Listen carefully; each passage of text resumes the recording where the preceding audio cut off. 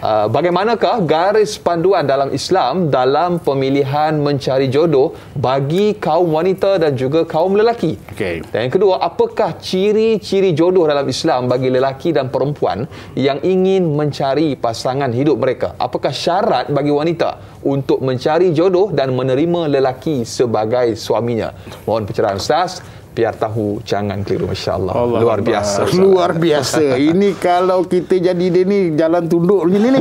Okey, baik. Ini sopan sungguh ni. Kalau kita dapat ni ayat ni, benda ni jadi sopan sungguh. Okey, baik. Ini satu benda yang bagus yang boleh jadi panduan kepada kita. Okey. Di sini kalau kita lihat, iaitu apa, bagaimana pemilihan jodoh dalam Islam ni. Ini penting, dia penting. Baik, saya nak ambil satu lah, dia lelaki. Biasanya kalau kita ni ada anak perempuan, ada orang nak minta anak kita, kita biasa, orang biasa, orang sekarang biasa, bisa cari yang kaya raya. Gudang di daratan, kapal di lautan. Contoh ya. Lepas tu mestilah handsome bergaya. Tidaklah sengit memanjang, handsome bergaya. Itu biasa. Apatah lagi kalau berpangkat. Ya Allah, berpengaruh pula. Dan pendidikan yang tinggi. Itu biasa yang dibicarakan rata-rata dalam benua kita lah. Benua Melayu kita ni, lumrah kita. Baik. Tapi yang penting, apa juga kita nak katakan, yang kita nak ambil ialah kata-kata Nabi SAW. Khususnya kalau kita nak mencari atau tak memilih jodoh bagi anak perempuan kita, untuk lelaki lah, untuk lelaki. Baik. Apa kata Nabi SAW dalam hadis riwayat Imam At-Tirmizi? Iza ja'akum man tardawna dinahu wa khuluquhu fankihuhu. Jika sekiranya seorang lelaki datang untuk meminang anak perempuan kamu, minta anak perempuan kamu, dan kamu redha, yakni berpuas hati dengan apa? Dengan agamanya. Makna orang beragama. Dan orang itu, anak itu berakhlak. Mana berakhlak? Dah agama bagus, akhlak pun bagus. Maka disebut Nabi SAW, kau kahwinkanlah dia. Senang kan? Tengok orang datang, agamanya pun bagus, akhlaknya pun bagus, maka kahwinkanlah. Kerana illa taf'alu takun fitnatun fil ardi wa fasadun.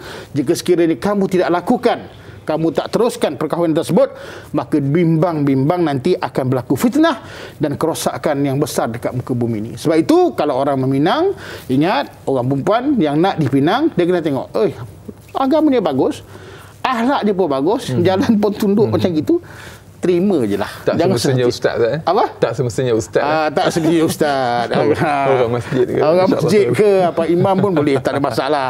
Tapi kita memang tak ada buka nombor telefon, tak ada lah. Tak ada. Ini kita cerita je. Bukan hari ni, saya bukan hari ni. Bukan hari ni. Nanti. Okey. Baik. Sebab itu kena faham. Bila kita lihat ada orang perempuan, ada orang lelaki yang nak minta anak kita untuk berkahwin, maka pertama hendaklah syukur kepada Allah Ta'ala kerana Allah telah kurniakan jodoh. Itu yang pertama. Dalam hadis sebut, engkau kenalah syukur. Sebab apa? Orang tu datang. Mana Allah nak beri jodoh kepada anak kamu.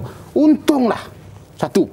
Yang kedua, iaitu berpengetahuan agama itu keutamaan. Orang lelaki ingat kerana apa? Dia akan memimpin, membimbing rumah tangga dan bertanggungjawab kepada isteri, anak-anak, keluarga daripada dunia sampai akhirat. Sebab itu asas keluarga tu, asas agama itu penting. Dan yang ketiga, kalau kita tengok pilihan, iaitu yang beradab tu kerana apa? Kerana nak memimpin rumah tangga itu dengan apa? Budi pekerti. Ini baru orang lelaki, baru perempuan ni. Orang lelaki Baik. Dan itu kita kena ingat, jangan pilih ikutkan nafsu kehendak kita, takut-takut nanti dia akan jadi yang lain daripada apa yang kita hendak. Dan yang kelima, iaitu permudahkanlah, janganlah kita menyusahkan. Oleh sebab itu, kalau ada orang yang nak meminang anak kita perempuan, maka waktu tu kita nak dapat mantu lelaki, tengok agamanya, tengok akhlaknya bagus, maka terima je lah. Itu syarat dia. Itu baru lelaki. Perempuan bagaimana pula? Kita pula nak dapat menantunya pula. Sebab itu, begitu juga Nabi SAW menyebut dalam satu hadis Nabi SAW, yang Imam Muslim, Nabi sebut, tunkahu mar'atun di arba'in. Biasanya, iaitu perempuan ini akan dinikahi dengan 4 perkara. Pertama, lima liha, iaitu dengan hartanya. Lihasabiha, iaitu dengan apa? Dengan kedudukannya atau keturunannya. Lepas tu disebut apa? Wali jamaliha, iaitu dengan kecantikannya. Confirm memanglah nak cantik. Lepas tu walidinha, iaitu apa? Dan agamanya. Dan maka Nabi sebut fasfir bizatid din tarabat jarat. Kau carilah orang yang beragama, maka kamu akan dapat beruntung. Sebab itu kalau kita melihat iaitu anak gadis yang nak dipinangkan oleh untuk anak kita, ataupun maknanya anak kita nak bersedia untuk menjadi seorang isteri, maka biasanya iaitu orang akan cari yang berharta. Orang akan cari kecantikan, keturunan dan agama. Tapi Nabi sebut iaitu apa? Carilah agama, sebab dengan agama itulah dia akan dapat menyempurnakan semua perkara-perkara tersebut. Kalau dia berharta, dia beragama, harta itu akan jadi manfaat.